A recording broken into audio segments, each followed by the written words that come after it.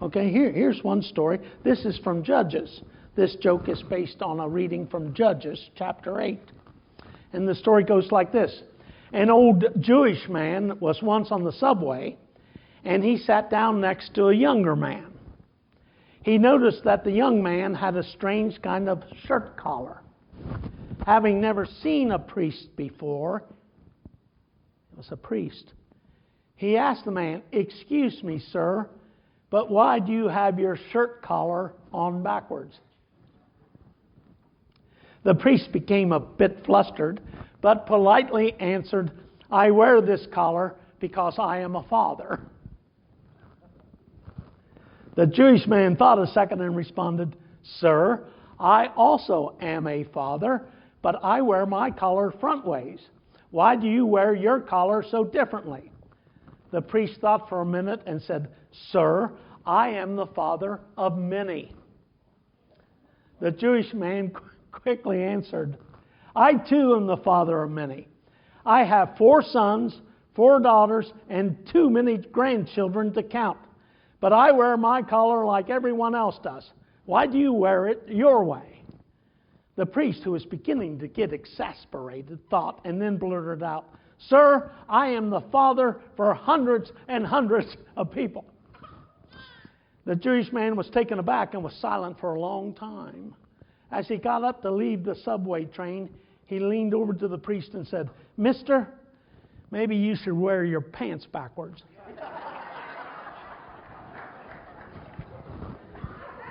You would give a book like this to your minister? Good grief.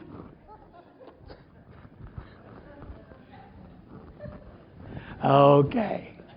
Friends, just a brief word on the word, which is proper and fitting, even though this is Jeremiah and his family's day. Before we go to the baptism, just a brief reflection on the word delivered to us as Donna read to us this morning. By the way, Donna, that was always a funny thing in seminary, translating that ho.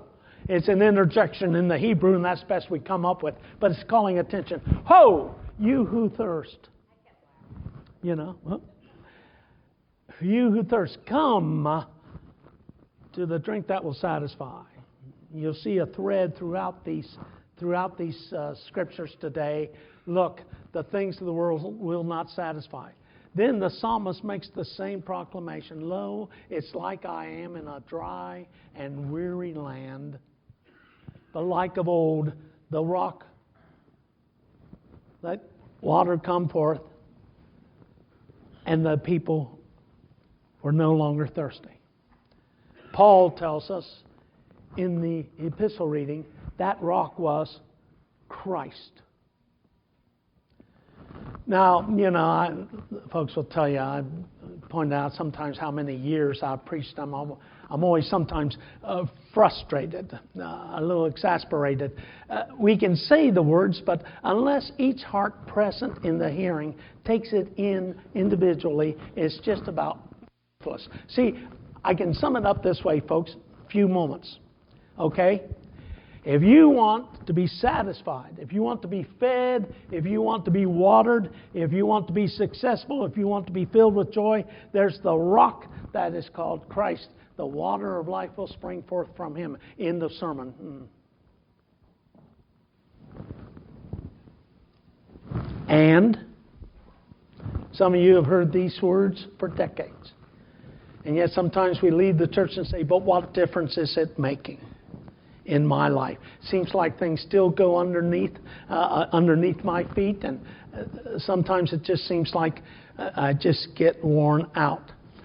So the world today, may I just simply put forth this hypothesis, that many of us in today's society and culture, the time in which we live, try to find that happiness and success. In a world that's pretty bountiful, folks. I've laughed. We went on vacation recently. Great restaurants. Yesterday, the family took us to a restaurant on the other side of town called The Ram. Okay, I had bread pudding that filled a dish. Satisfied me very much. But only for a while. I got up and ate breakfast this morning again. And are we not living in a day and age where we're thinking we can slake our thirst, fill our needs by way of the world? And we're racing around. We're thinking we're making ourselves happy, but we're missing the water and the bread that really counts, Jesus Christ. One story, if I may, and then we're going to get to the baptism, family, okay? When I lived in Arizona,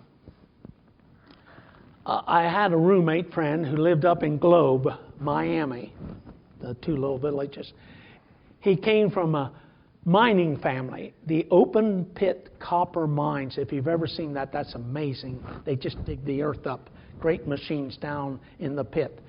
And they work that ground around, and they actually will move the entire town, the company workers. So I was invited to Jim Lundy's house, and so I went up there with him one weekend, and they had a nice little bedroom for me, but just a little house, and the trucks would come roaring down this little dirt lane right outside my window. These were just temporary houses for all the workers. And Mr. Jim's dad, if you're home for the weekend, you're going to work for your keep. Well, he had a job for Jim and me. And it was digging some post holes up the lane, set up a gate. So Jim and I go out there, and the temperature was 110 degrees Fahrenheit. We went out there, we dug, and we were digging. Now, Jim's a native Arizona. I'm a Buckeye. Finally, he says, have a drink. And I went, now you all know what? Well, I'm not thirsty, thank you. Because the air is so dry out there, if you've never experienced it, it's true. Where back here, I would have been sweating like anything. Out there working away, I'm good. No, I'm not. I did not know I was thirsty. I did not know I was in need of water. Jim finally said, no, Terry. We all have learned you have to drink even if you don't think you're thirsty, because otherwise you will collapse and dehydrate. Is that not our lesson today, folks? Christ is here offering the water of life. Christ has come to us saying, drink of the living waters.